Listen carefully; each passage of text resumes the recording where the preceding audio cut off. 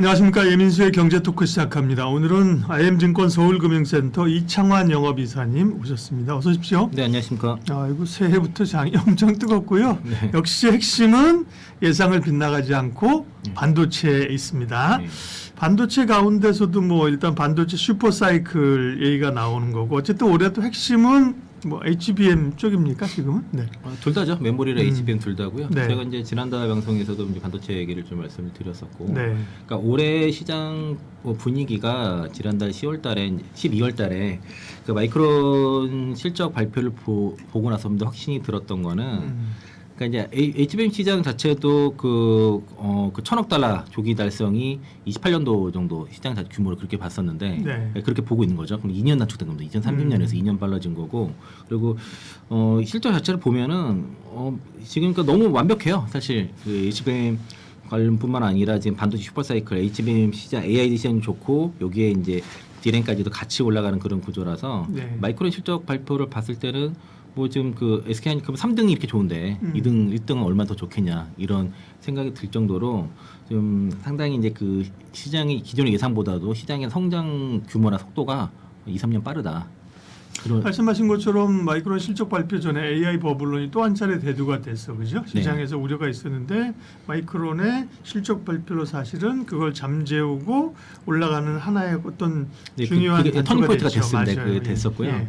그러면서 이제 이상이 든 게 올해는 이제 고객들 분들은 12월달에 말씀드렸던 게 올해는 이거 시장 쏠림이 굉장히 클 것 같다. 그러니까 이제 지수는 상당히 많이 올라갈 수는 있는데 모든 종목이 하는 게 아니라 성장성이 살아있는, 그러니까 그게 단순히 지금은 안 좋은데 앞으로 좋아질 거다 이게 아니라 지금도 좋고 앞으로 더 좋을 거고 그거는 더 좋을 거고 이렇게 이제 성장 스토리가 명백하게 살아있는 쪽으로 수급이 굉장히 쏠릴 거다 그렇게 말씀드렸었고, 또 하나가 삼성전자나 SK하이닉스의 실적 전망치를 봐도 작년 말만 해도 올해 200조 넘어갈, 영업이 200조 넘어갈 거라고 보고 있었거든요. 최근에 300조까지 나왔어요. 네.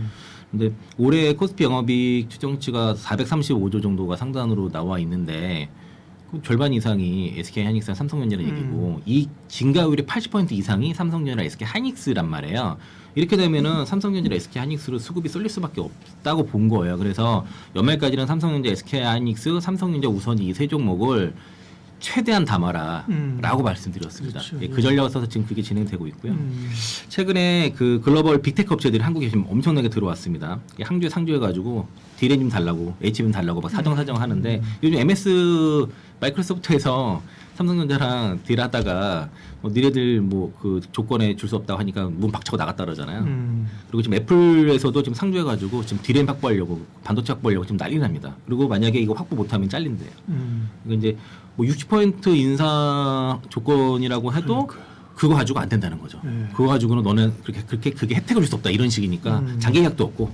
그래서 지금 AI에 대한 그 성능 필수적인 이 반도체가 줄 수 있는 곳이 세 곳밖에 없잖아요, 전 세계에서. 그렇죠. 삼성전자, 그러니까 하이닉스, 이제 마이크론. 올해까지도 다 물량이 완판돼 버리는 상황이고, 그리고 지금 그래서 이제 그 각 빅테크들이 이제 아시아 현지 채용을 확대하고 있죠. 지금 그 전에 실리콘밸리 중심으로 채용하다가 지금 한국에 상주 인력도 많이 오고 있고, 그래서 지금 가격 불문하고 무제한 지금 주문하고 있고 5중 6중 부킹까지 서슴지 않고 하고 있습니다. 메모리 같은 건 사실 뭐 창신 메모리 이런 쪽, 중국 쪽도 뭐 그 고사양 아닌 거 만들 수 있잖아요. 그 성능이 안 떨어지죠, 사실. 예. 그 저가형은 뭐 쓸 수 있을지 모르겠지만 네. 기본적으로 이제 지금 쓰려고 하는 DDR5라든가 4라든가 그런 것도 안 되고 있죠. HBM에 들어가는 반도체는 사실 뭐 그 반도체 3사 빼고는 안 된다고 보시면 되겠고요. 네. 그리고 이제 그 10월달까지는 삼성전자랑 SK하이닉스의 주가 상승을 보면은 하이닉스가 압도적으로 올랐거든요. 그렇죠. 예. 그런데 그 이후로는 삼성전자가 훨씬 더 강했습니다. 그거는 이제 기존 컨센이, 그러니까 지금 메모리 반도체 특히 디램 가격이랑 낸드 가격이 폭증한다 그러니까 캐페가 더 많은 삼성전자의 주가가 더 강했던 건데 최근에 원래 기존의 시장 컨센서스가 HBM3E는 20에서 30% 단가가 떨어지고 HBM4가 50% 이상 올라가면서 그 ASP를 상쇄한다 이게 컨센이었는데 최근에 삼성전자랑 SK하이닉스가 기존 고객사와 재계약을 하면서 HBM3 12단을 공급가 50% 이상 올려버렸습니다. 그러면은 기존의 컨센이 완전히 깨진 거예요. 그러니까 이제 HBM3 20-30% 단가 떨어질 거 생각했는데 50% 이상 올라 버렸으면 그러니까 올해는 이제 HBM4가 주도할 걸로 그죠? 아니요, 이제 3.2가 먼저 3.12단이 아직은 주력인 거죠. HBM4가 이제 한 1월, 2월 달부터 양산이 좀 들어갈 텐데. 그러니까 어쨌든 기존 구전 제품은 가격이 좀 떨어지고 그죠? 신제품 오를 줄 알았는데 기존 제품도 가격이 올리고 있다는 얘기잖아요. 예, 그 차세대 제품에서 받을 프리미엄이 기존 제품에 미리 먼저 받아버린 거죠. 그래서 HBM3 12단이 한 300달러대였는데 이게 500달러 이상 올라가 버렸습니다. 그래서 이제 하이닉스가 그때부터 다시 본격 불을 뿜기 시작했어요. 그리고 이제 그 투자 경고도 풀리면서 좀 신고가 흐름이 나타났고 있고, 그래서 지금 신규 국사들 같은 경우에는 물류 확보를 위해서 좀 재계 가격보다 더 높은 프리미엄을 줘야만 확보할 수 있습니다. 그러니까 유일하게 안정적으로 HBM이라든가 DRAM을 확보하는 기업은 엔비디아밖에 없어요. 현재는요. 그 트럼프 행정부에서 지금 미국 그 중국에 H200 네. 그리고 수출 허용했는데 아직까지는 오더가 있는 건 아니라 그러고요. 여기는 그 HBM3 8단 제품이 주로 탑재가 되는데 요거까지도 지금 그 수요가 몰리다 보니까 HBM 가격이 더 올라가 버린 겁니다.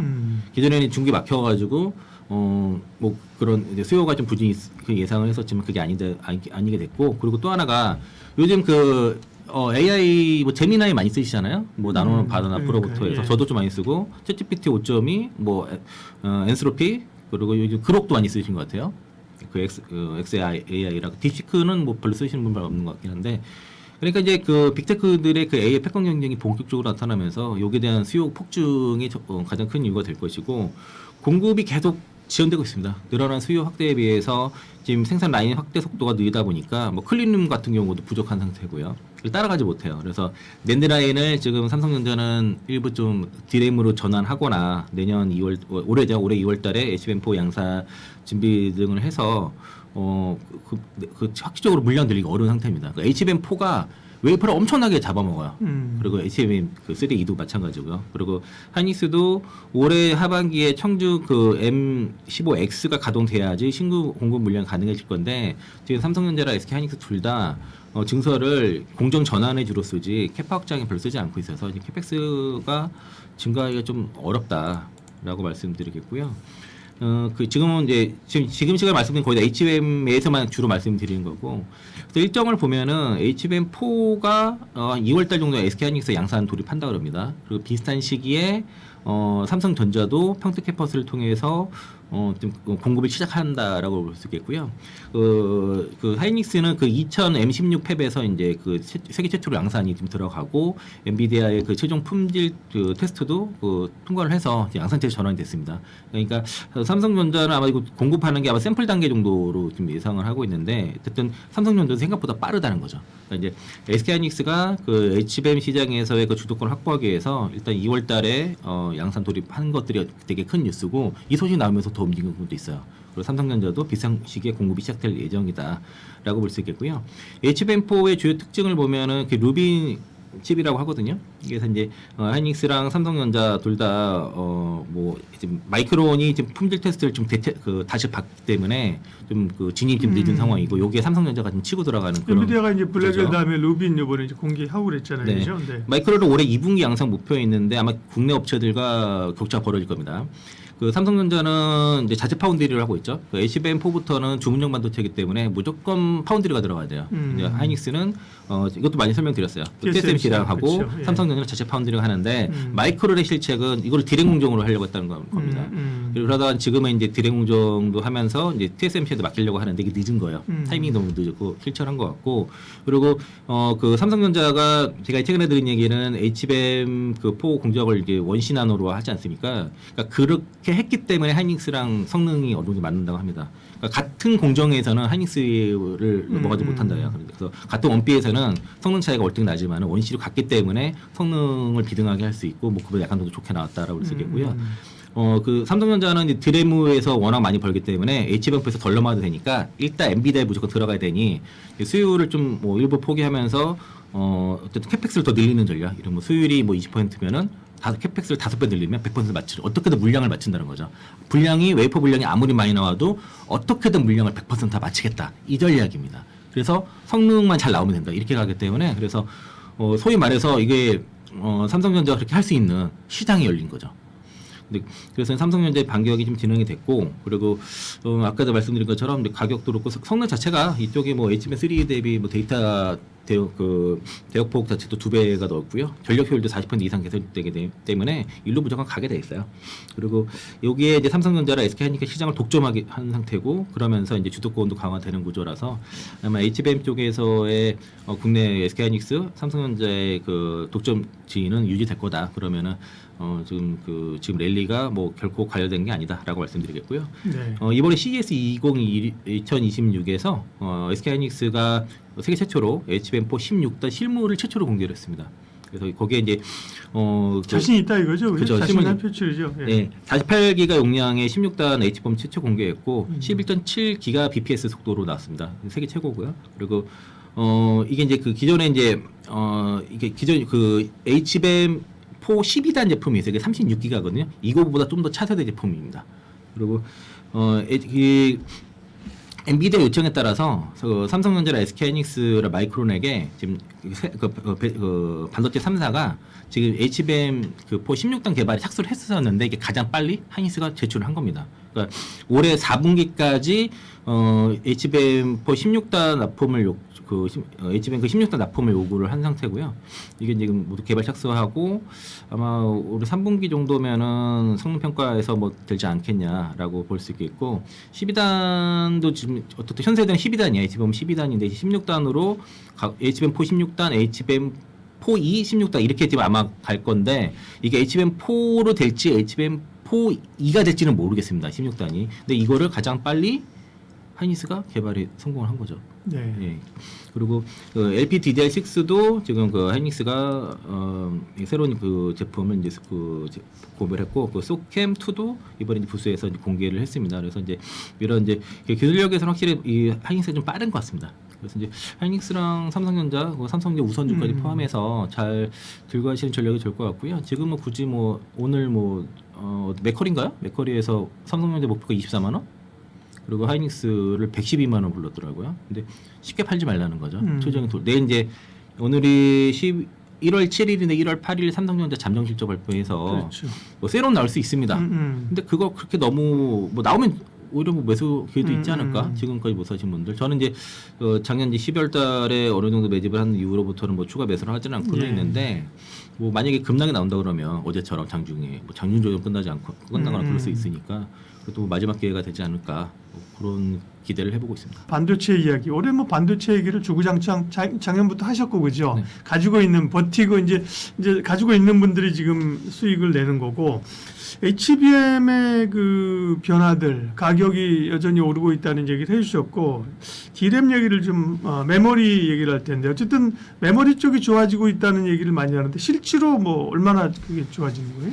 네. 뭐 이거는 이제 그 메모리 슈퍼사이클에 대해서 노무라에서 얘기를 했었고요. 네. 노무라에서는 그 메모리 반도체 3중 슈퍼사이클 이렇게 표현을 했더라고요. 3중 슈퍼사이클. 네, 그러니까 이제 HBM4, 그러니까 HBM, HBM도 그리고 그 D램, 낸드 이 세 가지가 동시에 강해지는 그런 이제 3중 슈퍼사이클을 얘기했고요. 이게 이제 올해 그 지난해 4분기 이후에 전망이 메모리 슈퍼사이클 이게 최소 27년까지 지속될 거다라는 게 노무라의 분석입니다. 일단 메모리 가격의 강세가 실적 견인하는 그런 상황이고, 그리고 향후에 이제 그 반도체 업체들의 실적 전망을 대폭 상향해 버렸고요. 일단 실적 상향의 근거가 AI와 서버의 수요가 폭발했다는 거죠. 그리고 이제 HBM의 강력한 수요와 AI 서버형의 범용 D램의 올해까지 수요를 예상을 상회하는 그런 상황이고, 그리고 글로벌 AI 투자가 확대가 된다는 거죠. 빅테크들의 그 AI 데이터 센터 확장 계획과 이게 상향됐었고요. 그리고 또 이제 미국의 이제 AI 제넥시스 미션 등도 정부주도 투자도 지속이 되고 있고, 또 전통 서버에서도 좀 SSD가 수요가 급증하고 있습니다. 그러니까 전통 서버에서도 서버 D램이라든가 뭐 SSD 수요가 급증하면서 이게 이제 고객사들이 선제 구매가 나타나면서 뭐 공급가도 인상이 되고 뭐 예상 이후로 막 폭증하고 있습니다, 가격이. 그리고 문제는 이게 의미 있는 공급이 나와야, 공급층가 나와야 가격이 안정이 될 텐데 그게 어렵다는 겁니다. 이게 타이탄 수급이 이게 풀리려면 최소 28년은 가야 된다 라고 그렇게 지금 보고 있어서, 또 게다가 그 삼성전자가 HBM4에서는 그동안 부진했었지만 이게 살아난 게 결국 범용 제품 가격이 올라가면서거든요. 그래서 이제 소비자용 디램이 그 뭐 한 30-40% 최근에 지난해 말 기준으로 올라갔고 가격이 올랐다는 거죠. 네, 가격이 올랐죠. 그렇죠. 예. 근데 이제 일부에서는 이제 데이터 센터 쪽 서버용이지 일반적인 소비자의 뭐 예를 들면 뭐 PC나 혹은 뭐 노트북이나 스마트폰이나 이런 쪽에는 수요가 생각만큼 강하지 않다 이런 주장도 있던데. 가격은 똑같이 다 올라가는 거죠. 가격은 예, 오르죠. 예. 그죠? 예. 그러니까 비싸니까 이제 엄두를 못 내는, 내는 음. 건데 저도 그래서 지난해 말에 노트북을 한 대 추가 구매를 했고요. 저희 어머니를 드려야 돼서 했는데 그 확실히 같은 사양 대비 가격이 좀 올랐더라고요. 올해도 더 많이 오르기 전에 지난해까지는 그래서 고객분들한테 혹시 노트북이나 스마트폰 사실 분들은 빨리 사라? 연말까지 사라 뭐 이렇게 말씀 좀 음. 드렸었는데요. 서버용 디램도 한 40에서 60% 오르고 기업용 SS 디램도 뭐 한 30-40% 올랐습니다. 이게 단기간에 올라간 거라 그래서 삼성전자 내일 시적 발표할 텐데 증권사 컨센서스 평균은 17조 8조 원입니다. 영업이익은요. 한 18조 정도 될 텐데 최근에 나온 최신 리포트 기준으로 21조예요. 1조 4천억, 21조 5천억 정도. 20조까지 나왔었는데. 예, 그러니까 최근에 나온 거를 모아보면 거의 21조 됩니다. 그리고 하이닉스도 17조 5천억, 17조가 넘게 지금 나오고 있고, 그리고 올해 전망도 가격이 올해 상반기에만 20-30% 추가 상승이 더 나올 것 같다 가격이. 그리고 그래서 지금 그 영업이익 전망도 이게 모르겠어요. 이게 두 회사 합쳐서 뭐 300조가 넘는 합산도 나와서요. 그래서 이제 어디까지 올라갈지 모르는데 이게 시장 컨센서스를 특히 외국계 증권사가 더 심해요. 그러게요. 네. 그래서 외국계 증권사 얘기하게 되면은 국내 증권사 따라가는 그런 구조고 27년까지 공급이 부족하고 유연한 제품 믹스를 통해서 뭔가 하려고 하는데 이게 27년 이후에나 증설을 통해서 이게 풀릴 거야 하니 그러니까 이제 27년까지는 특히 이제 그런 이런 공급 부족이 해소되지 않는다고 하면은 올해 투자를 계속 이어가는 거는 문제가 없겠죠. 내년도는 내년도 생각해봤겠지만은 올해 뭐 주도적인 건 확실한 것 같고 그리고 지금 그 나타나고 있고요. 일단은 그 삼성전자 같은 경우에는 현재에서 범용 제품 특히 메모리 쪽에 좀 집중을 하고 있고 HBM4도 생산에 집중하고 있습니다. 이 두 가지를 같이 하고 있는 거고요. SK하이닉스랑 삼성 마이크론 같은 경우도 지금 여러 가지 이제 HBM4에 집중됐던 것들을 이제 메모리 쪽도 믹스를 해가지고 여기 지금 제품 믹스를 하면서 진행하고 있고 삼성전자랑 SK하이닉스 국내 증권사 기준으로는 목표가 이제 뭐 계속 상향되고 있고요. 평균 뭐 지난해 말까지만 해도 16만 원, 88만 원이었는데 지금 최근 하이닉스는 90만 원 국내 증권사도 넘는 게 있고 네. 100만 원도 부른 적도 있고요. 그리고 삼성전자도 국내에서 뭐 20만 원도 나왔더라고요. 오늘 맥커리에서 24만 원도 뭐 내긴 했지만 그래서 삼성전자가 참 5만 원 밑에 주가도 과거에 얼마 되지 않은 상황인데 그죠? 네, 그때 맞습니다. 49,900원인가 저도 근데 안 좋게를 봤지만 다만 이제 자사주 매입을 통해서 주가 하방에 막히고 그게 끝나는 9월 말까지는 주가 계속 올라갈 거다. 뭐 그런 네. 비유로까지만 말씀드렸었죠. 그 노무라증권에서 이제 그 분석한 보고서에 보면은 3사의 그 HBM과 D램 그리고 D램 웨이퍼 캐파에 대해서 이제 정리를 해놨거든요. 그걸 봐도 25년도, 26년도에는 거의 늘질 않습니다. 그 D램이랑 그 D램 웨이퍼 캐파가요. 27년도에 약간 늘지만 그렇게 늘지 않아요. 근데 28년도부터 그나마 늘은 게 삼성전자 기준으로는 D램 클린룸 캐파가 올해 26년도에 그 삼성전자 기준으로 D램 그 클린룸 캐파가요. 지난해 73만 장 그리고 올해 73만 장입니다. 캐파가 안 늘어나죠. 그리고 내년에 27년도에 79만 장 그리고 28년 가서 94만 장으로 늘어나고 하이닉스가 지난해 58만 장에 올해 62만 장 내년에 68만 장 크게 늘어나질 않죠. 네, 그리고 28년도에 74만 장 이 정도로 늘어나는 구조고요. 마이크론은 지난해 40만 장 올해 40만 장 안 늘어나요. 그래서 이걸 봐도 D램 쪽의 그 캐파가 내년까지는 크게 안 늘어나는 게 명확하게 보이고요.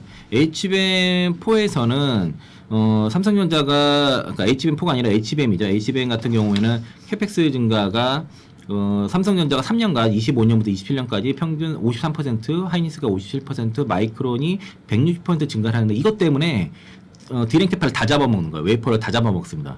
그러니까 이 HBM 칩은 지금 다 완판이란 말이에요 올해. 근데 요게 웨이퍼를 많이 먹어보니까 요 D램 쪽의 캐파가 의미있게 늘어나지 않는 이상은 공급 부족이 계속 진행될 수밖에 없고 이게 27년까지 이어진다는 거죠. 이 웨이퍼 캐파 HBM의 그 프로덕트 캐파가 삼성전자가 지난해 7억 7천 기가바이트 정도였고 올해 14억 4천 뭐 이 정도 되는 것 같고요. 그리고 내년도가 이제 그 21억 정도 이렇게 그 기가바이트 정도 되는데 이게 많이 늘어나야 말이 늘어나는데 이게 늘어날수록 디램 캐파가 늘어나는 게 어렵다는 거죠.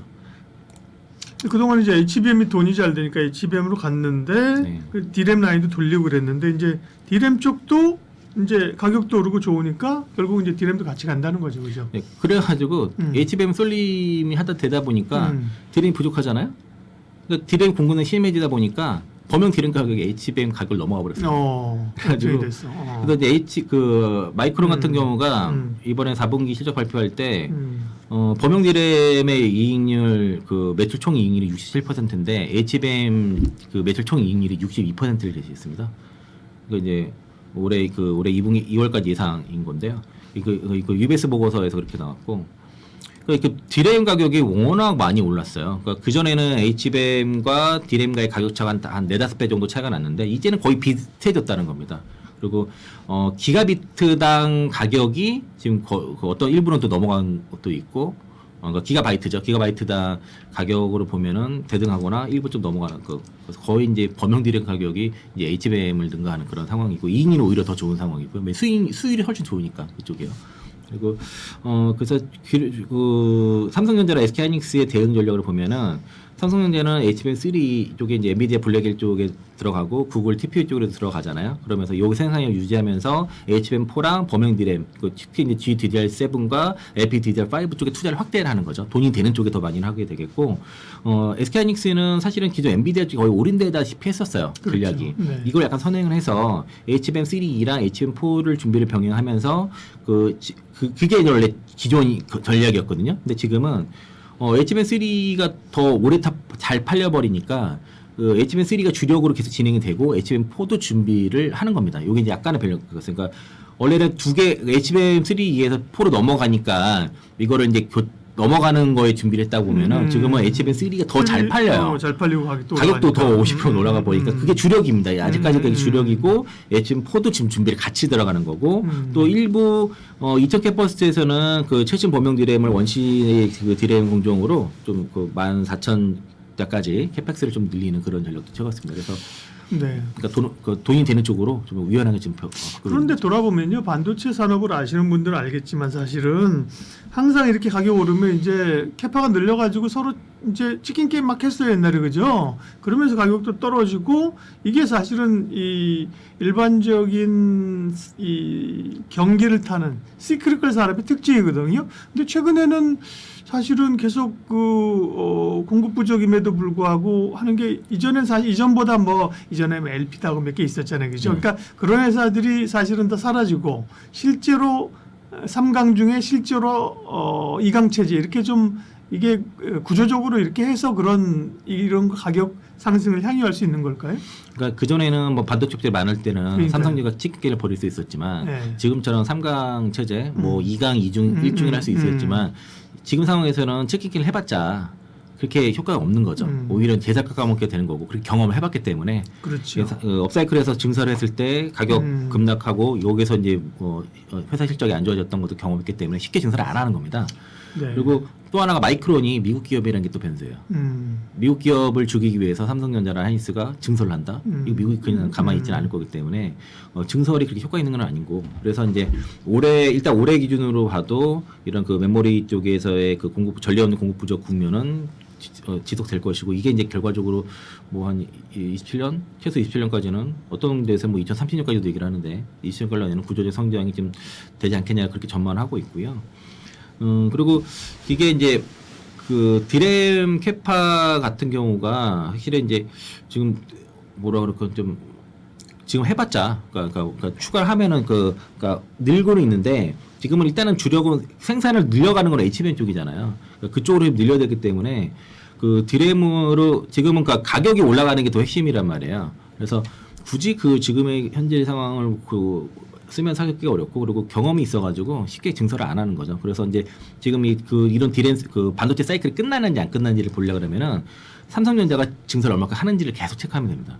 삼성전자가 핵심이에요. 삼성전자가 대규모 증설하는 순간 반도체는 다 빠져나와요. 그렇죠. 아무래도 캐파 크니까 그죠. 네. 그래서 그리고 이제 공정지원 효과도 있고 이게 전반적으로 하여튼 올해 이게 쉽게 풀리지 않는 게 너무 명확해요. 그러다 보니까 좀 급하게 오른 것도 있습니다. 이게 쉽게 따라가기는 어려울 것 같은데, 그래서 이제 국내 반도체 기업들 특히 삼성전, SK하이닉스 중심으로 좀 보는 게 맞을 것 같고 여전히 갖고 계신다면은 쉽게 팔면 안 된다. 그리고 네. 그래서 최근 오늘 이제 맥쿼리 거는 제가 넣지는 않았는데 삼성전자랑 SK하이닉스 올해 영업이익 추정치가 하단이 133조. 상단이 155조 정도이고요. 증권사 외국계 증권사 합쳐서요. 그리고 SK하이닉스가 하단이 101조 그리고 상단이 148조입니다. 그러면 상단이 155조에 148조 300조가 넘는 그래서 그거 나온 거고 오늘 맥쿼리 거 들어가면 훨씬 높습니다. 그리고 증권사 목표가는 삼성전자가 하단이 15만 원, 상단이 20만 원 나왔고요. 그리고 하이닉스는 86만 원에서 SK가 100만 원 얘기해서 100만 원까지 나왔는데 오늘 맥쿼리가 삼성전자 24만 원, 그리고 SK하이닉스 112만 원을 불었습니다. 그래서 100만 원을 훌쩍 넘는 목표가를 부른 거는 맥쿼리가 처음이고 지난번에도 가장 먼저 목표가를 많이 올린 게 맥쿼리였어요. 그 50만 원을 먼저 부른 것도 맥쿼리고 그다음 80으로 올리고 이번에 하이닉스 기준으로 112만원까지 불렀는데 삼성전자 힘 포인트는 가격 하락 없는 연간 수익이 나오면서 HBM4가 안 차게 되는 이런 구조가 될 것이고 그리고 하이닉스는 HBM3 가격이 계속 올라가면서 물량도 확보가 되면서 이게 상향이 되죠. 가격이랑 물량이 같이 올라가고 그리고 HBM4를 포함한 이 시장에서의 독보적인 선두를 유지한다는 거고요. 두 회사의 리스크를 보면은 뭐 일본 삼성전자는 모바일이라든가 디스플레이 쪽에서 약간 감익 가능성. 근데 이게 크잖아. 이거 뭐 반도체가 워낙 좋으니까 충분히 상승하고 남을 것 같고. 그리고 만약에 진짜 이제 글로벌 소비 시장이 둔화됐을 때는 수요가 변했을 때는 이거는 SK하이닉스만 무너지는 이슈는 아니죠. 이게 글로벌 증시가 같이 다 무너지는 그런 이슈라서. 그래서 현재는 그래서 이제 AI 과잉 투자 뭐 이런 거에 좀 뭐 버블로는 요게 몰두할 게 아니라 지금은 실질적으로 칩 쇼테지 상황이라는 겁니다. 요게 좀 주목하는 게 맞겠고요. 그래서 이제 일단 서버용 그 드램이라든가 ESS, 그 추론이 더 많이 들어가기 때문에 ESS가 더 많이 쓰이거든요. 이게 폭발적으로 수요가 확대가 되면서 삼성이라든가 SK하이닉스가 역대급 영업이익을 지금 올해뿐만 아니라 내년에도 기록을 할 것 같고 맥쿼리가 좀 약간 더 과하게 좀 분석하는 것 같긴 한데 보통은 26년에서 27년도 넘어갈 때 27년도 영업이익을 되게 보수적으로 봐요. 그러니까 26년에서 27년도에 그 영업이익 증가율이 별로 높지 않은 걸로 지금 국내 증권사도 많이들 보고 있는데 맥쿼리는 27년도 굉장히 높습니다. 그리고 200조가 훨씬 넘는 그런 실적치를 얘기를 하고 있고 그래서 그 외국계 증권사를 딱 그 증거를 보니까 CT 거를 보니까요. 삼성전자의 영업이익을 이제 올해 155조 내년에 167조 그렇게 되면 이게 이제 퍼가 6배, 7배입니다. 올해 7배, 내년에 6배고요. 그리고 SK하이닉스도 올해 113조, 내년에 129조. CT에서 그렇게 보고 있고 모건 스탠리에서 모건 스탠리 애들은 뭐라 그래요? 반도체 겨울 뭐 한참 난리 쳤던 애들이 모건 스탠리잖아. 네, 그건 뭐 한창 바꾼 지 오래됐잖아요. 그래서 이제 네, 올해 영업이 148조에 그리고 내년도에 27년도 그 내년 181조 이렇게 보고 있어서요. 그래서 이제 이익 증가율은 하이닉스가 제일 높습니다. 그리고 매출 규모는 삼성전자가 당연히 압도죠. 그죠? 올해 뭐 489조에 내년에 547조 이렇게 얘기하니까요. 그리고 밸류에이션 뭐 퍼 기준으로 하이닉스가 제일 싸죠. 그러니까 CT 기준으로는 올해 5배 내년에 까지 한 5배, 4배? 그러니까 5배 정도에서 왔다 갔다 하니까 마이크론이 뭐 퍼 14배 주고 뭐 이러는 상황에서는 하이닉스랑 삼성전자가 월등히 싸다 볼 수 있겠고 아마 하이닉스가 ADR 발행하게 되면 그 마이크론과 비슷한 밸류를 받고 하이닉스가 그런 밸류를 받게 되면 삼성전자도 네. 같이 밸류를 받지 않을까라고 기대하고 있습니다. 2차 전지 이야기하겠습니다. 사실은 뭐 눌려 있었던 자동차도 이제는 이제 발동을 걸기 시작했고 그죠? 네. 바이오는 뭐 생각만큼 강하지 않지만 여전히 기대감이 있고 종목별로 오르고 2차 전지가 될 듯 말 듯 되려면 악재를 맞고 최근에는 지난 연말에는 이어서 계약 해지건이 나오면서 심리가 좀 위축됐잖아요. 근데 네. 이 부분을 이제 어떻게 해석을 해야 될지 좀 알려주세요. 네. 뭐 LG에너지솔루션 주가가 이제 바닥 치고 올라가야 전체 네. 이제 시장을 이끌지 않을까 싶고요. 그러니까 LG에너지솔루션이 최근에 이슈들을 보면은 일단 혼다와의 조인트 벤처 그 공장을 매각을 했죠. 네. 그러면서 이제 한 4조 정도, 4조 2천억 정도 현금을 좀 확보를 했고 올해 상반기에 대금 수출 예정이고 이게 이제 그 뭐 조인트 벤처를 해체하는 게 아니라 건물만 매각하고 그냥 공장 가동 거기서 그대로 하는 겁니다. 그러니까 현금만 확보를 하는 거고요. 건물 매각 후에 리스 방식으로 해서 운영을 하고 이렇게 되면 이제 그러니까 토지랑 장비는 제외하고 건물만 매각을 한 겁니다. 그래서 대규모 자금 회수가 되면서 뭐 재무 건전성도 제고가 되고 그리고 유동성을 좀 확보했다 네, 이거군요. 그렇죠. 이제 네. 단기 투자 부담도 완화가 되고요. 지분공개 51대 49도 유지가 되는 겁니다. 그러니까 그게 변화가 없어서 양사 협력 기준 변화가 없다라고 핵심이고 주가의 그 10월달에 이제 2차전 종목도 반등하고 연말 10월달 잠깐 반등하다가 주가 하락의 트리거가 된 게 이제 뭐 포드와의 계약 취소 그리고 이제 프라이덴베르크와의 그 배터리 사업 철수로 인해서 3조 9천억 해지된 거 이런 네. 것들인데 이게 이제 사실 전용 설비 투자는 없어가지고 재무적 손실은 없습니다. 다만 이제 이게 이제 그 규모 큰 건이 해지가 되다 보니까 기존에는 그러니까 원래 시장의 컨셉은 전기차 쪽은 현상 유지를 하면서 그러니까 투자자의 기대죠. 현상 유지를 하면서 ESS가 늘어나는 거를 이제 수주가 늘어나는 거를 그렇게 기대를 했는데 최근에 뭐 ESS 수주가 좀 나오기도 했었고요. 그런데 이제 그게 이제 약간 깨진 거죠. 약간 컨센서스가. 그러다 보니까 약간 이제 투매성 하락이 나왔던 것이고 그리고 엔솔 같은 경우에는 현재 LFP 각형 배터리 투자 좀 늘리고 있어서 미시간주 렌싱 공장에서 이제 그 ESS형 각형 LFP 라인으로 전환을 추진 중이고 그리고 이제 그 공정 효율화라 비용에서도 특히 이제 그 LG전자 생산 기술 주도로 장비 발주해 가지고 좀 단가 인하도 좀 추진하고 있습니다. 그리고 이게 그러다 보니까 중국 장비 업체들이 좀 많이 들어가는 것 같아요. 그래서 중국 그 장비사들이 국내 장비사들이 사실 엔솔 쪽에 수주가 좀 줄어드는 건데 다행히 이제 최근에 이제 인도에서 그 인도발 수주가 나오고 있죠. 전에 한번 말씀드렸었는데요. 이거 인도 타타그룹 아그라티스로 추정되는 수주가 최근에 윤성의 FNC랑 하나기술, 윤성의 FNC가 452억 그리고 하나기술이 1,572억짜리가 수주가 나왔어요. 그래도 이게 뭐 주가 영향을 전혀 주지 못하고 있습니다. 그러니까 인도랑 중국 간의 분쟁이 있다 보니까 중국 정부에서 원래 중국어를 쓰려고 했는데 인도에서 인도향으로 수출 제한해 오려고 그랬어요. 그래서 이제 국내 거 한국 거밖에 쓸 수 있는 상황이 없다 보니까 그래서 이제 이게 향후에 이제 그렇게 되면 인도 거를 수주를 해가지고 아그라테스가 영국 공장도 있거든요. 거기도 좀 수주될 가능성이 있다라고 볼 수 있겠고 소재 쪽에서는 최근 악재는 이제 그 LF 테슬라 계약이 거의 그렇죠. 뭐 예.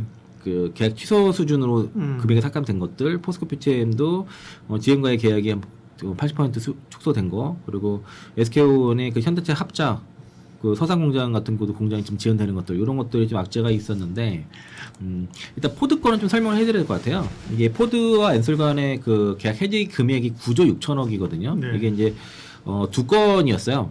했던 게 그 중에서 이제 한 건, 그 상용차 쪽에서 이제 수주가 해지가 됐는데 이로 인해서 위약금을 한 2조 정도 받을 거라서 보입니다. 아 그래요? 네, 그래서 이게 이제 구매 의무 구매 조항이 있어가지고. 그 최소 구매 물량 미달 시에는 보상을 받게 돼 있어가지고 아마 해지 물량 고려하면 한 2조 정도 한 15억 달러 정도 받지 않을까 예상을 하고 있고요. 그래서 이제 포드가 처리 비용으로 보면은 전기차 사업 구조조정 해지 비용으로 50억 달러 7조 원 지출 예정이거든요. 이게 거의 다 위약금입니다. 그래서 요건에 대해서 한 2조 정도 받을 것으로 추산하고 있습니다. 요건 잘 얘기를 안 하시는 것 같아서. 그러니까 그게 저도 잘 못 들었어요. 네, 요걸 받게 되면 일부 좀 비용 부분에서 완화가 될 것 같고 포드는 결과적으로 원래 전기차를 잘 못해요. 플랫폼도 좀 늦고 그래서 이런 전기차 특히 다 미국발 이슈잖아요. 그 전기차 전략의 수정에 의한 것이고 하이브리드랑 내연기관차 진출을 하겠다. 지금 팔면 팔수록 적자가 손해나고 판 F150 라이팅도 그래서 생산 중단한 겁니다. 이익이 남아서 판 게 아니었어요. 그럼 보조금도 안 주다 보니까 이거 팔면 팔수록 더 손실이 커져 버리니까 못 견디는 거죠.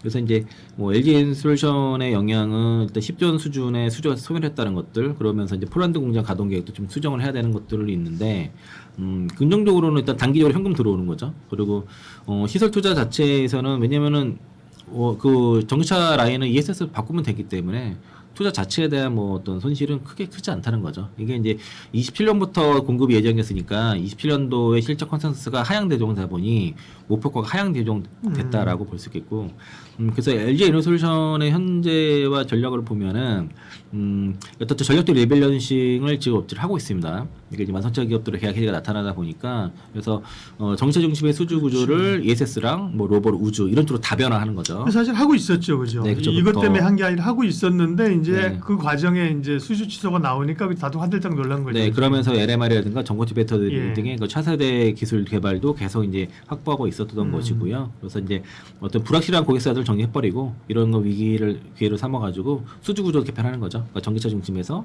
이제 뭐 지금 아까 말씀드린 ESS, 뭐 로봇, 우주, 항공 이런 쪽으로 가는 거고요. 해지된 계약 같은 경우에는 그 R&D라 설비 투자가 불필요한 그 표준 모델 계약이라서 실질적인 타격 크지 않습니다. 그리고 확보된 생산 능력도 이제 신규 국세와 발굴로 가면 되니까 당장은 이제 실제 타격 없지만 어쨌든 간에 수주가 줄어드는 그렇죠. 상황이니까 심리적으로 이제. 네, 심리적으로 안 좋은 거고 그리고 지금 특허라든가 등록 수라든가 출원 건수로 보면 특허 등록 건이 4만 건에 출원이 7만 2천 건이거든요. 전 세계 최다 특허 보유라서 기술력은 뭐 최고고 그리고 BMS라든가 어떤 그 배터리 이런 그 뭐 수명 향상 기술로도 이번에 수상 받았어. CES 2026에서 혁신상 수상을 한 정도로 기술력은 뭐 탁월하다고 볼 수 있겠고 이게 이제 결과적으로는 뭐 스페이스 X 우주선에도 엔솔고 들어가거든요. 그리고 이제 로봇계라든가 보스턴 다이내믹스의 그 로봇계에 그 엔솔 배터리 들어갑니다.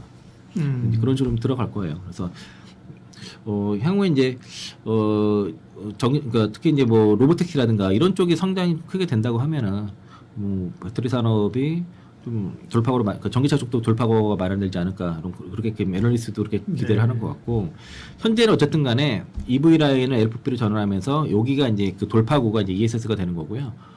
성장률이 뭐 ESS는 뭐 20-30%는 보고 있다 보니까 성장률도 높고 이익률도 뭐 20% 30% 이렇게 보다 보니까 이게 매출로는 1대1 대치가 안 되더라도 영업이익 기준으로는 어느 정도 상당히 커버가 된다는 거죠. 그래서 일단은 4분기 내일 시적 발표네요. 생각해 보니까 LG 엔솔 시적 그래요? 1월 8일이네요. 네. 지금 쇼크 얘기가 좀 있습니다. 음. 그래서 이제 투자 심리가 좀 안 좋은데 아마 그 발표가 나면 어느 정도 저점 잡지 않겠냐라는 그렇게 좀 보고 있고 그리고 아까 좀 말씀드렸지만 차세대 배터리 쪽에서 개발을 좀 가장 좀 수월하게 하고 있다라고 볼 수 있겠고요. 그래서 이제 최근 이번 주 초에 그래서 이제 하나증권에서는 매주 이제 2000년 위클리를 발표해요. 얘기해 보면은 터널의 가장 어두운 지점이다 이렇게 좀 표현하고 했더라고요. 그래서 이제 포스코 PCM이라든가 LF 공시 이런 것들은 결과적으로는 어떤 모멘텀 해소는 있었지만은 다 이제 확인됐다 알던 거잖아요. 그러니까 25년도까지 계약건이 있는데 계약건이 이만큼 있는데 매출이 안 나왔잖아요. 그만큼. 그러니까 이제 좀 바인딩 계약이지만 뭔가 좀 그 계약이 다 이루어지지 않고 있다는 건 어느 정도 알고 있었다는 거죠. 그러니까 이런 판가락이라든가 물량 감소는 이미 이제 주가에 상당히 반영된 건 사실이고 그리고 그러기 때문에 현 시점 기준으로 향후 EPS에 대한 하향 조정 사유는 아니라는 겁니다. 그게 이제 하나증권에서 그렇게 얘기를 한 거고 그리고 주가 하락의 본질에 대해서는 ESS 섹터의 현실화다 뭐 이렇게 얘기를 하고 있습니다. 그러니까 이제 최근 하락은 전기차보다 ESS 섹터 영향이 더 크다라고 그렇게 보고 있어요. 그리고 이제 급격했던 ESS 성장에 대한 뭐 가격이라든가 AMP 수혜를 현실적으로 재검토하는 시점이고 그리고 전기차 관련 악재가 어떤 주가 조정에 촉매제로 작용했다 이렇게 해석을 하더라고요. 그래서 하나에서는 뭐라 그래요? 매수 의견이? 그래서 단기 모멘텀은 1월 말까지는 부정적인 가이던스 발표 예정이라서 당분간 반등 동력은 부족하다. 다만 26년, 27년 예상이 고려 시 매수 가능 범위에 진입을 했다는 거고요.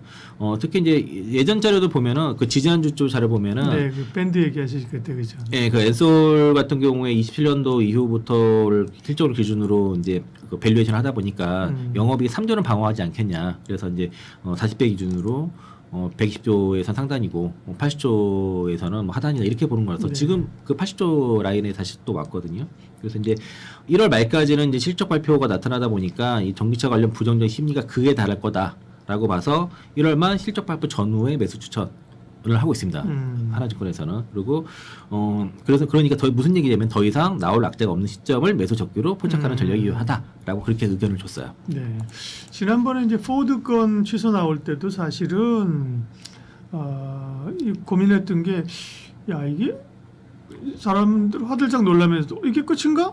하나 하면 또 괜찮지만 다른 게 또 나올 가능성도 있었던 거거든. 근데 이제 연이어서 나왔고 LNF도 나왔고 지금도 사실 투자자들은 이게 더 계속 튀어나오는 거 아니야랄까 싶은 건데 이렇게 섹터 애널리스트 얘기하는 거는 그런 부분은 이제 어느 정도 정리가 좀 됐다는 의미 같네요, 그죠? 네, 그러니까 시장의 그 충격은 어떻게 포스코피체미랑 LNF에 대한 충격은 뭐였냐면 이게 바인딩 계약이었단 말이에요. 그러니까 바인딩 계약을 했으면은 더 지켜야 되는 거 아니냐, 그럼 보상금도 받아야 되지 않겠는데 보면 계약을 수정했습니다. 계약 그렇게 되면은 계약 위반이 아니잖아요. 보상금을 못 받는 거예요. 그래서 이 바인딩 계약의 의미와 효력을 보면은 어쨌든 바인딩 계약이라는 거는 법적 구성력을 갖죠. 이거는 이제 엘솔이 포드한테 돈을 2조 받는 거라 그런 같은 맥락인데 테이크올 페이 이게 됐느냐가 중요한데 일단은 지금 뭐 삼성 SDI 에코프로비엠은 지금 바인딩 계약이 돼 있는 상태고요. 그 라인이 포스코피체임이랑 솔라 엣지 같은 경우도 그 바인딩 계약을 했다가 솔라 엣지가 그 사업 철수하면서 보상금을 그 281억 보상금을 줬거든요.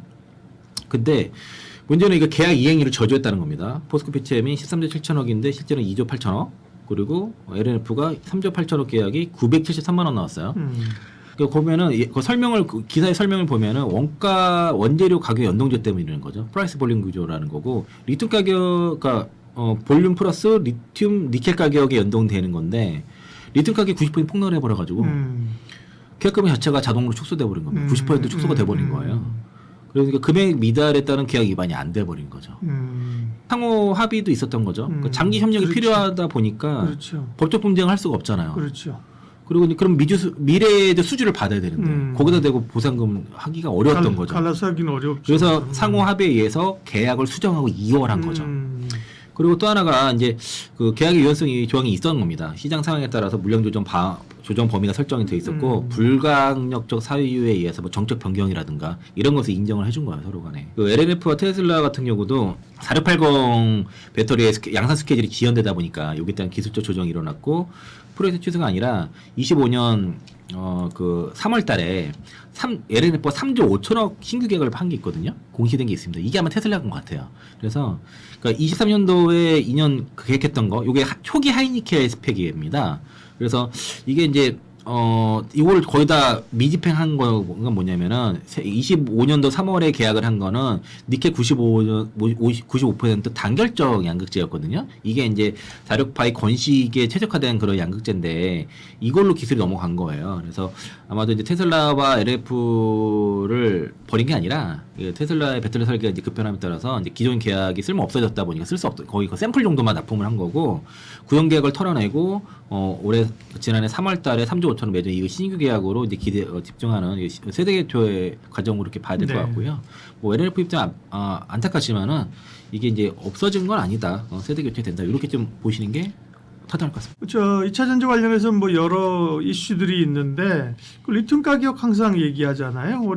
최근에 리튬 가격이나 올해 리튬 가격이 2차 전지 업체들에 미치는 영향은 어떻게 봐야 될까요? 그러니까 지금 탄산니트 선물 가격이 오늘 보니까 14만 위안을 넘어갔거든요. 네. 제가 상단을 봤던 뭐 10만 위안도 훨씬 넘었고 많이 올랐다는 거죠. 네, 굉장히 급등을 하고 있고요. 지금 리튬 휴대지 얘기가 나오고 있습니다. 그 ESS 쪽의 수요가 좀 폭증하다 보고 또 일부 공급 제한도 있고 생산 단가 높은 기업들도 없어지고 하다 보니까 탄산리튬 선물이 장기 계약이 아니에요, 사실은. 그러다 보니까 최근에 12월 달까지만 해도 12만 위안이 넘어가는 상태인데 이게 그 전만 해도 한 7만에서 8만에서 왔다 갔다 했거든요. 그러다가 이제 12만 위안 넘었고 오늘 기준으로 14만도 넘었는데 같은 기간에 리튬 가격이 이렇게 올라갔으면 2차전 기업도 왜 못 올라가지? 이런 의문이 좀 안 올라가서 좀 의문이 생기더라고요. 그래서 왜 그럴지 보니까 수산화 리튬 가격이 안 올라가고 있었습니다. 같은 기간에 그러니까 탄산리튬 선물이 12만 위안을 톤당 12만 위안을 넘어갈 동안 탄산리튬 그러니까 수산화 리튬 현물 가격이 스팟 가격 기준으로 7만 위안에서 머물고 있더라고요. 그러니까 괴리율이 원래 같이 움직이거든요.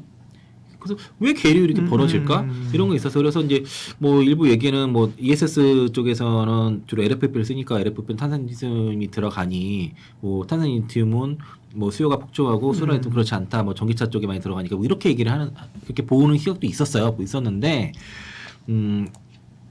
어제 그저께 갑자기 수산리튬이 폭등했습니다. 그래가지고 계율이 없어져 버렸어요. 그렇게요? 다 며칠 만에. 그래서 이제 그 탄산리튬 가격이 지난해 하반기부터 계속 등락을 거듭하다가 계속 저점 높이면서 최근에 급등을 했거든요. 여기 이제 선물 시장에서는 분명 투기 세력도 있지 않습니까?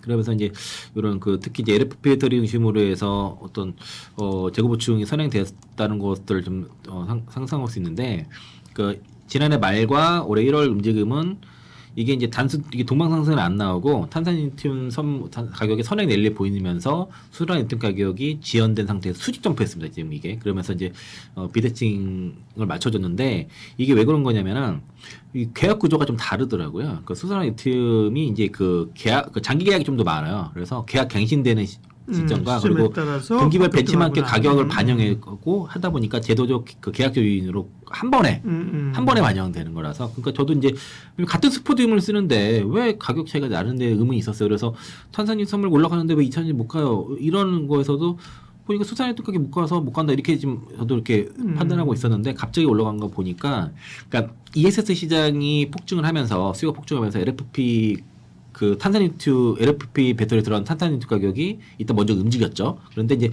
탄산리튬 가격이 워낙 올라가다 보니까 원래 그 LFP 쓰는 거 뭐예요? NCM보다 싸기 때문이잖아요.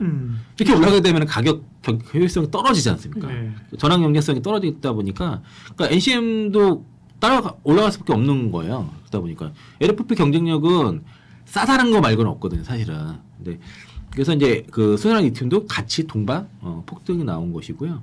이제 타이밍상으로는 보면은 지금 주요 그 이춘이라든가 중국 주요 산지에서 지금 그 환경 규제라든가 채굴 허가 취소가 나오고 그러면서 스팟 가격도 올라가고요. 지금 재고 되게 그러니까 지금 가격이 그동안 하도 많이 떨어지다 보니까 재고가 되게 없어요, 업체들이. 그런 상황에서 가격이 올라다 보니까 이게 공급 이벤트가 발생했습니다. 공급 제한 이벤트가 발생하면서 그 가격에 어떤 스파이크 촉매가 된 것이고 그리고 이러면서 이제 어느 정도 이제 바닥 심리가 있습니다. 어깨가 그 바닥 심리가 있는 상태입니다. 그리고 이런 이제 그 수산화 리튬의 수직 급등은 어떻든 그 장기 계약 지표가랑 그 신규 벤치마크 반영해가지고 리셋되는 과정에서 한 번에 반영된 거라서 그러니까 이제 이 괴리가 나타난 게 정상은 아니었다. 이게 이제 그 비정상이 정상화된 것이고 그리고 이제 탄산리튬은 그 ESS랑 LFP 수요에 연동되고 선물 시장 투기세 여력이 많이 움직여요. 그런데 수산 리튬은 하이니켈 수요면서도 그리고 계약과 리셋에 의해서 움직이는 측면이 있고 그리고 탄산 리튬은 이제 그 변동성을 동반한 선행 상승이 나타나는데 이게 이제 어느 정도 지연된 후에 이제 그 후행 수직 상승이 나타난 계단식 상승이 수산 리튬에서 나타났다라고 볼 수 있겠고요. 그리고 탄산 리튬은 중국 내에서의 환경 규제라든가 스팟 제고 용을 받는데 그 수산 리튬은 전환 경제성이라든가 네. 그 인덱스 업데이트가 추가될 때 변한다. 그러면 이제 요게 이제 실제 어떤 뭐 계속 변화가 되는지는 좀 봐야 될 것 같고요. 그래서 이제 리튬 가격은 올라간다 그러면은 2차 전지에게는 그 구조 때문에 좋은 거잖아요, 그죠? 근데 우리가 최근에 얘기하는 거는 계속 뭐 중국에서의 그 리튬 규제 이런 것 때문에 중국만 보는데 리튬을 뭐 중국의 역량이 크지만 중국의 100% 중국에서만 하는 건 아니잖아요. 네. 예. 그러니까 뭐 아르헨티나가 향후에 이제 어떤 핵심 모멘텀이 될 거고요. 제가 이제 요거를 조사를 하면서 그 수산화리튬 가격이 어떻게 변하는지를 보니까 확실히 그 미국 내 가격과 중쪽에서 가격이 달랐습니다. 그러니까 그 수산화 리튬 가격에서는 미국 쪽에서는 일부 프리미엄을 받고 있었습니다. 그래서 이제 아마 이제 중국 쪽을 제한을 하다 보니까 그런 일이 있는데 요게 이제 앞으로는 그 리튬 공급 핵심 아르헨티나 쪽이 될 것 같고요. 최근에 이제 리튬 가격의 전망이 올해 이제 톤당 그 17,500이면은 17달러 정도 보는 것도 17.5달러 키로당 그리고 이제 27년도 22,000달러까지 보면 22달러까지 간다는 얘기인데 향후에 그러면은 뭐 62% 가격이 올라간다는 얘기죠. 지금이 한 13달러 정도 평균 가격으로 되고 있고요. 전기차 중심에서 AI 데이터 센터용 ESS 쪽이 이제 핵심 동력이 성장 동력이 될 것이고 그리고 이 부분이 공급 부족 ESS 쪽으로 들어가는 리튬 그 배터리에 들어가는 리튬 공급 부족이 좀 들어갈 것으로 좀 보고 있습니다. 그래서 올해 신규 프로젝트도 그래서 지금 그 리튬 광산이 주요 일부 중국 쪽에서 중단이 되고 신규 프로젝트 지연되면서 지금 리튬 쇼테지 얘기가 지금 나오고 있어요. 지금 티어가 올라가는 이유가 그런 이유가 있고 아르헨티나 쪽에 그 살타주에 그 포스코랑 그리고 프랑스 엘라민 그리고 중국 간펑 리튬이 진출했습니다. 거기 쪽에 그래서 이제 원래 포스코 그때 뭐 리튬 광산한다는 것도 근데 아르헨티나 아닌가요? 뭐 그죠? 네. 예. 그 포스코가 이제 그 전체 광산 아르헨티나 리튬까지 뭐 있었잖아. 네, 우메르브레또 예. 여모 그 옆에 것도 같이 구매를 했는데 일단 그 포스코가 아마 그랑 프랑스 엘라민 그리고 간펑 리튬이 아르헨티나 리튬 3대장이에요. 그러니까 아르헨티나에서 지난해 그 리튬 생산이 13만 1,000톤 정도 그 예상을 했는데 전년 대비 75% 급증했고요.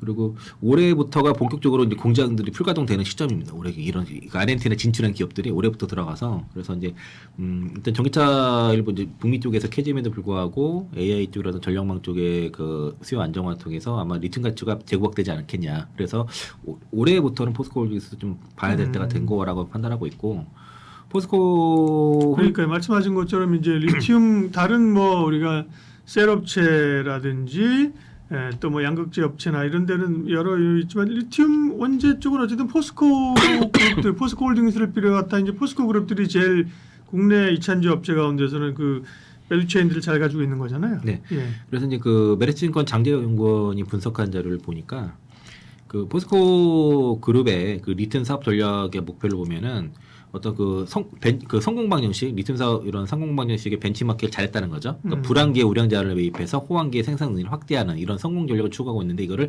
정확하게 따르고 있다는 겁니다.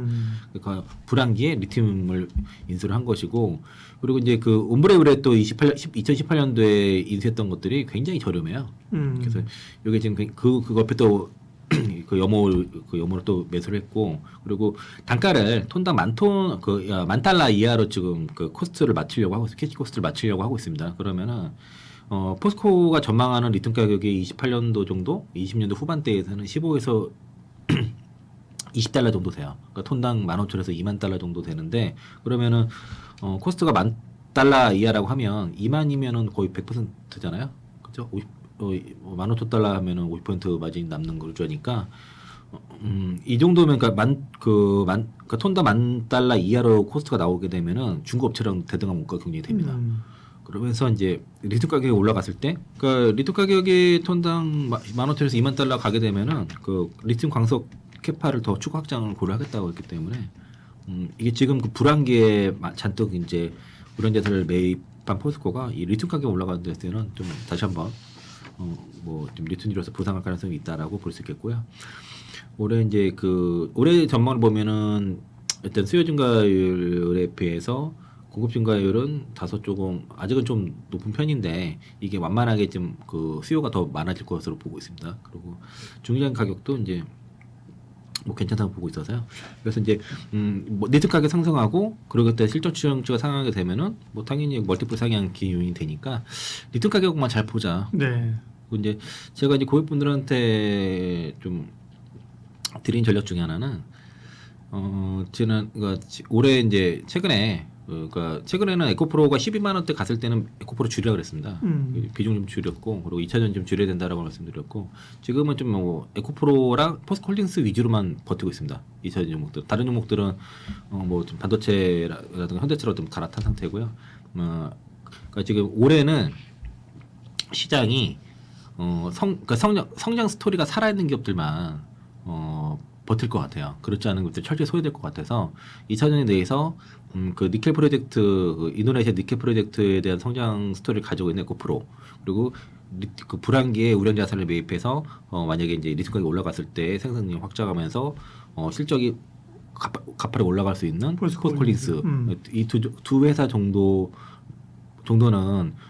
지금 뭐 상황이 안 좋고 하더라도 가지고 버틸 수 있을 거라고 보는데 다른 기업들 특히 이제 미국 쪽에 집중되어 있는 뭐 전액 기업들이나 이런 기업들은 지금 쉽지 않을 것 같습니다. 그래서 이제 2차전 쪽에서는 비중 좀 최근에 이제 그 에코프로 11만 원, 10만 원까지 비중 줄였고요. 9만 원에서는 버티고 있습니다. 예. 그리고 포스코홀딩스는 그냥 뭐 좀 가지고 있는 상태고 나머지 2차전지는 좀 반도체라 이제 현대차 이런 쪽으로 포트 분산을 해가지고 현재는 그래서 반도체에서는 뭐 SK하이닉스, 삼성전자 우선주, 네. 그리고 자동차 로봇에서 현대차 우선주, 바이오에서는 뭐 제가 뭐 많이 갖고 있는 거 많이 나실 거고, 그리고 2차전에서는 에코프로랑 포스코홀딩스 네. 두 종목 중심으로 보유하고 있습니다. 자동차 이야기하겠습니다. 자동차하면 현대차죠. 뭐 사실은 현대기아 한동안 사실 기아가 좀 실적으로 해서 그죠. 현대차와 기아차를 비교할 때 기아가 우위가 있었습니다만 지금은 이제 현대차가 뭐 자동차로 EV로 가는 게 아니라 로보틱스나 그죠 자율주행 이런 모멘텀으로 가기 때문에 현대차 주가가 정말 그동안 그리 못 가고 20만 원대 딱 붙어 있더니 많이 폭발을 하네요. 일단 현대차를 뭐 자동차로 보지 않는다. 그러니까 자동차주인데 지금 뭐 전기차라든가 하이브리드 쪽에서 특히 하이브리드 쪽에서 성과가 나오면서 연간 그 판매량 방어가 됐거든요. 올해 이제 12월달에 뭐 전기차 판매 뭐 거의 뭐 50% 이상 폭망을 했는데 하이브리드는 70% 이상 판매가 성장이 됐어요. 그러면서 연간 판매가 방어됐고 올해도 연간으로는 판매가 증가한다. 글로벌 판매 증가한다라고 그렇게 제시하고 있고요. 제가 그분들한테는 이제 그 현대차를 CES 전에 특히 1월 달에는 집중적으로 매수를 해야 된다 그래서 현대차와 현대차 우선주를 집중적으로 매수를 해야 된다라고 계속 의견을 드려왔습니다. 이거. 그리고 이제 현대차랑 현대차 우선주의 주가 계율이 한 31% 정도 돼요. 보통 적정 계율이 25% 정도라서 그래서 이제 그 현대차를 샀으면 이제 우선주도 계속 담아야 된다. 지금은 현대차 가는 거 현대차 물게 아니라 지금은 지수장이기 때문에 지수 그 벤치마킹을 하는 투자자들 입장에서는 현대차라든가 삼성전자, SK 하이닉스 이런 거를 사겠지만은 이게 어느 정도 시세가 나온다부터는 우선주들이 그 괴리를 맞추면서 따라가거든요. 나중에 우선주가 한 번에 급등이 나와요. 그래서 이제 현대차도 좋은데 근데 현대차 우선주도 계속 그 사모아야 된다라고 계속 의견 드려왔고 이번에 CES에서 아틀라스 그 휴머노이드 로봇을 보면서 쇼킹했습니다. 사실은 저도 여러 매체를 통해서 보스턴 다이내믹스의 그 휴머노이드 로봇의 기술력이 뭐 세계 최고로 그렇게 들어왔거든요. 그래서 이제 웬만한 기업도 보스턴 다이내믹스를 따라갈 수 있는 기업이 없다라고 계속 그렇게 들어왔어요. 여러 이제 그런 그 전문 채널에서. 그런데 그걸 눈을 보면서 좀 다소 좀 깜짝 놀랐고 일단은 그 이번에 CES에서 보면은 그 휴머노이드 로봇은 이제는 어떤 기술의 발표가 아니라 양산의 원년이라는 거죠. 현대차 그룹의 어떤 피지컬 AI 전략이 바로 나타난 거고요. 이 전략의 핵심은 지능을 협업하고 신체에 집중하겠다는 겁니다. 그래서 이 지능은 구글과 엔비디아와 협력을 하는 거죠. 구글 딥마인드의 제미나이와 그 엔비디아의 아이작 플랫폼을 활용해서 AI 추론과 가상 시뮬레이션 고도화를 추진을 한 겁니다. 그러니까 엔비디아랑 구글이랑 현대차 이 세 개가 만난 거예요. 협업을 하는 이런 구조가 된 거고 현대차에서는 보스턴 다이내믹스에서 신체를 담당하죠. 그리고 글로벌 제조 네트워크 그 제조망을 가지고 있고 여기서 이제 실제 공급망이 있는 거죠. 왜냐하면 현대차가 조제 공장뿐만 아니라 그 자체 공장에 보스턴 다이내믹스의 그 휴머노이드 로봇을 투입을 하면은 그만큼 수요가 있지 않습니까? 양산했는데 수요가 곧바로 있는 거예요. 그걸 수용할 수 있는 수요가 그런 기업이 현대차밖에 없습니다. 현재는. 그렇긴 하죠. 네. 네. 뭐 테슬라도 휴머노이드 만들면 누군가 뭐 그죠? 그렇죠. 대규모로 사줘야 되는데. 네. 그런데 그게 거기서 끝나는 게 아니라 뭐 건설이라든가 뭐 조선이라든가 다른 쪽으로도 납품을 한다는 겁니다. 그래서 현대 같은 경우에는 단순 그냥 직접적으로 봐도 뭐 현대중공업이라든가 다른 현대가 쪽으로도 팔 수 있겠죠. 그렇죠. 네. 그게 좀 있고 그래서 올해 같은 경우에는 이 로봇이라는 게 특히 휴머노이드 로봇이 핵심입니다. 휴머노이드 로봇은 막연한 기대에서 이제 실행 이런 양산의 핵심으로 거기 실행 속도 누가 더 빨리 하느냐 이게 더 빨라진 거고요.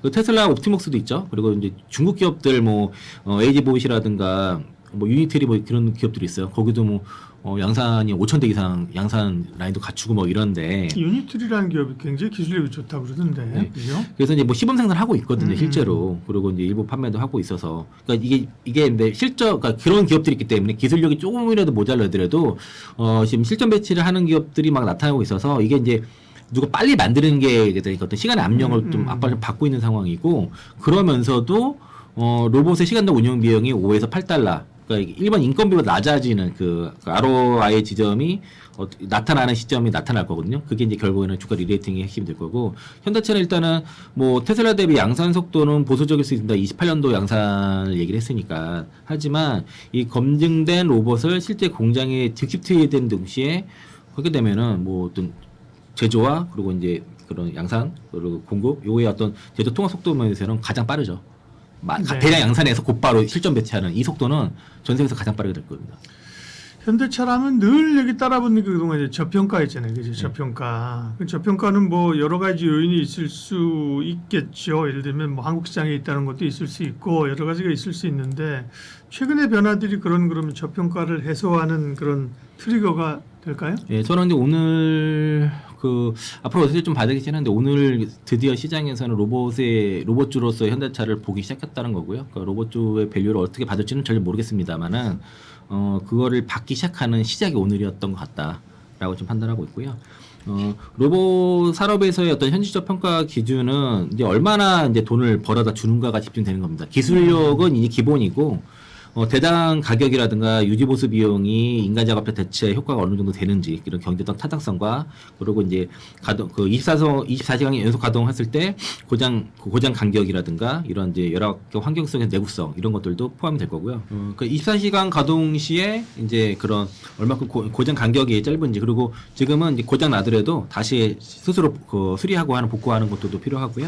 열악한 환경에서의 내구성도 필요하고, 그리고 지금 일단은 현재는 어떤 부품 분류라든가 뭐 서열 작업 이런 특정 공정에서를 집중을 하기 때문에 여기에 대한 정확도라든가, 그리고 이제 배터리 같은 것도 교체할 때 2개 꽂혀 있잖아요. 그 아틀라스 로봇은 하나 꽂혀 있는 상태에서 다른 1개를 이렇게 교체하는 그런 식으로 이제 자가 복구 능력도 있는 것이고, 그리고 그 소프트웨어 정의 공장이라서 그 SDF라고 하는데, 지금은 이제 모든 어떤 그 양산 라인에서 양산을 변경하려고 하면은 기계를 바꾸지 않습니까? 배치를 바꾸고 하는데, 지금은 그 SDF를 하게 되면은 이 소프트웨어에서 다 하게 됩니다. 소프트웨어에서 바꾸게 되면은 다 바꿀 수 있는 그런 상황이고요. 그래서 이제 여기에 대한 그런 인프라 통화, 이 사업을 하는 게 현대 오토웨버예요. 그래서 현대 오토웨버가 오늘 좀 뭐 거의 29% 상한가 부분까지 갔던 것이고, 그래서 앞으로는 이제 현대차 그룹이 이런 로봇으로 어떤 주가 리레이팅을 하려고 그러면은, 특히 이제 일단 구글을 통해서 추론 지능이 탑재되는 거 아닙니까? 그 단순 동작을 넘어서 자연어 명령에 따라서 작업 순서를 스스로 설계하고, 그러면서 학습 시간 단축 지표도 공개하는 이런 것들이 나타날 거고요. 그리고 엔비디아와는 데이터 트윈을 하는 거예요.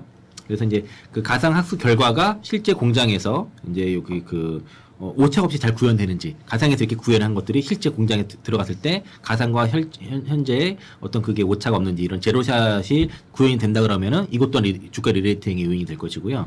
그리고 미국 그 로보 메타플랜트 의경센터가 올해 이제 개소가 됩니다. 여기서 이제 실제 이제 그 데이터를 그래서 현대차가 얘기했던 것들은 이런 데이터를 갖고 있는 것들 자기네들이 되게 그 좀 경쟁이 있는 데이터라고 이렇게 얘기를 하고 있어서, 이런 데이터 주가 확보가 된다는 것들을 보여줬을 때는 또 주가 리레이팅 요소가 될 것이고, 그리고 아까 좀 말씀드린 것처럼 현대차 공정을 넘어서 물류라든가 건설 뭐 다 제조 현장으로 유료 로봇 솔루션 판매라든가 뭐 리스라든가 이런 것들이 들어간다 했을 때는 이것도 리레이팅 요소가 되겠죠. 그래서 이제 일단 현재로서는 일단 엔비디아랑 그 구글과의 협력에 대한 기대감이 일단 좀 반영이 되는 것 같고요. 향후에 이제 아까 말씀드린 그 미국 로봇 메타플랜트 가동 결과가 나타나고 있고, 27년도 라든가 이제 뭐 28년도쯤이면 아마 로봇 가동 효율성 데이터 좀 나올 것이고요. 그리고 이제 실전 배치는 28년도부터 되겠죠.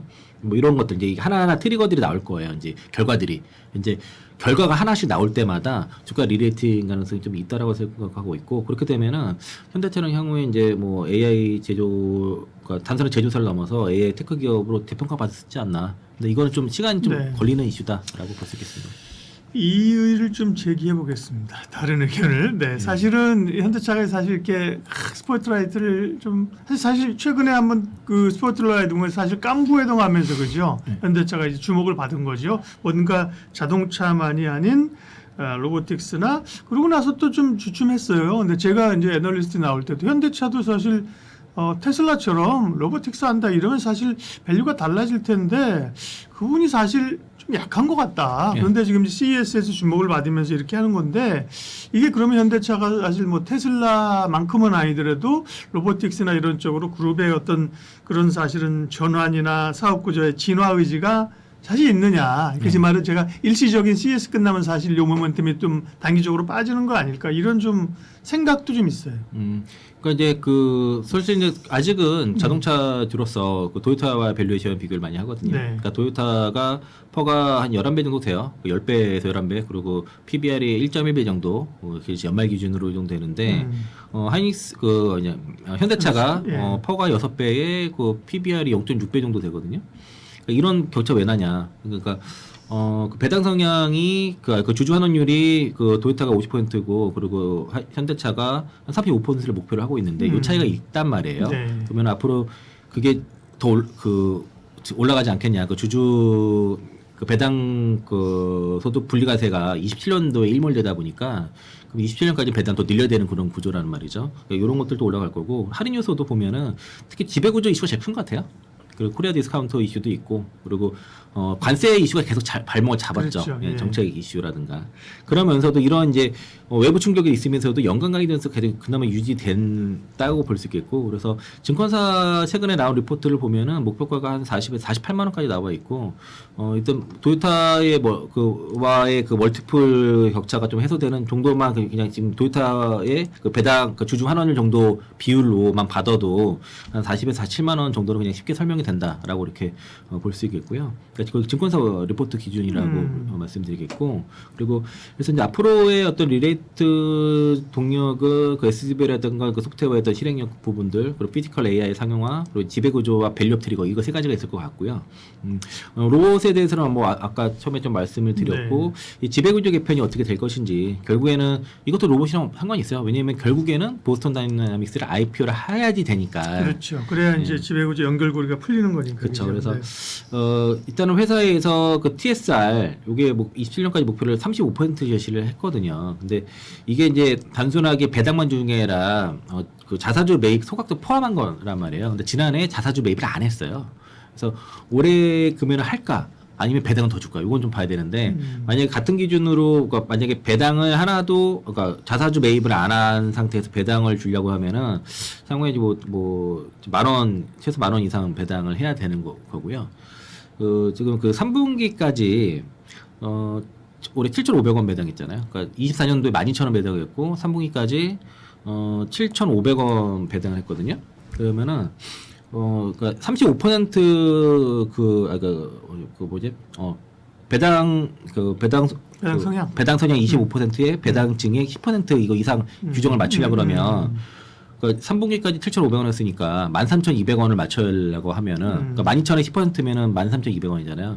요게 맞추려면 최소 5,700원 이상 해야 되거든요. 그럼 이보다는 5,700원보다는 기발 배당을 또 많이 할 가능성이 높다는 거죠. 4분기 배당을. 그리고 그러니까 앞으로 그래서 이제 회사에서 27년까지 TSR 총 주주 환원율을 35% 목표를 달성하면서 배당 성향 최소 25% 하한선을 유지하면서 자사주랑 자사주 매입과 소각도 병행하는 이런 거를 아마 계속 진행될 거고 그리고 아마 이번 3분기 배당은 최근 1월달에 들어왔습니다. 그리고 이제 결산 배당 들어오는 시점이 아마 이 배당에 대해서 가장 수혜가 되는 거는 대주주잖아요.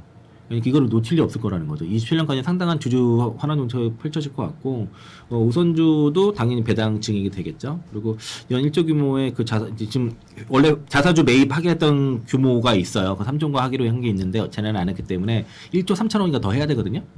그거를 이제 뭐 요거를 그렇게 만약에 해서 소각하게 되면은 당연히 그러면은 주당 배당금이 올라가겠죠. 네, 그런 효과도 있어서 그래서 이건 이제 배당 성장주로서도 좀 매력이 있다. 근데 이거는 이제 어떤 플러스 알파 부분인데 아마 다음 주가 트리거는 이 부분이 배당 이슈이지 않을까. 일단 다음 번 올라가는 것들은 보통 CS 때문에 뭐 세로 나오고 당분간 좀 못 가가 이런 뷰가 있을 수 있는데 저는 이제 피지컬 AI에 대해서는 현장에서 보고 나서 다 좀 투자들이 좀 깜짝 놀랐다. 대단하다라고 볼 수 있겠고요. 그것 때문에 올라간 것도 있지만은 다음번 어떤 모멘텀은 일단 배당소득 분리과세 이슈가 될 것 같다라고 판단하고 있습니다. 그럼 마지막으로 한 가지만 더 여쭤보겠습니다. 지금은 뭐 현대차는 아까 이제 기아차를 제가 말씀을 잠깐 드렸습니다만 뭐 기아 얘기하는 사람은 없습니다. 현대차가 이제 그런 그 핵심 성장 산업의 이제 그 정상에 있는 건데요. 그럼 현대차와 이제 현대차의 밸류 체인들 있지 않습니까? 최근에 로보틱스 가서 올라왔던 뭐 모비스든 아까 이제 오토에버든 이런 쪽으로 보면 사실은 그런 부품사보다 현대차가 더 낫습니까? 아니면 좀 전략이 또 좀 투트럭으로 갑니까? 뭐 현대차가 본체잖아요. 본체니까 그리고 뭐 현대글로비스도 좋고 현대모비스도 다 올라갈 것 같아요. 그러니까 현대차가 가는 게 혼자만 가지 않거든요. 현대차 오늘 이제 현대 오토에버가 급등하고 현대차가 같이 급등했다는 건 의미가 있다고 봐야죠. 이제 로봇 모멘텀을 붙었다고 봐야 되는데 결국에는 내가 수익이 얼마큼 많이 나는 것 수익률도 중요하지만 수익금도 중요하기 때문에 비중을 얼마큼 실을 수 있는 종목을 보면 현대차가 더 편하지 않을까요? 그래서 이제 모비스비라든가 글로비스도 동반 상승할 것 같다. 다만 지금 그 말씀드린 배당 이슈, 그 배당 수혜 그리고 자율주행 또 전기차랑 하이브리드 믹스에서 실적 방어하는 부분 그리고 또 지배구조 이슈 이런 것들 특히 로봇에서의 본체잖아요. 일단은 핵심은 몸통을 사고 그 다음에 이제 곁가지를 사야겠죠. 뭐든지 메인 디시를 먹고 나서 그러니까 메인 디시에다가 나머지 이제 반찬을 먹어야지 반찬만 먹어서는 배부르겠습니다. 네. 현대차가 재평가를 받고 있습니다. 현대차 이야기 IM증권 이창환 이사님과 말씀 나눴습니다. 고맙습니다. 고맙습니다.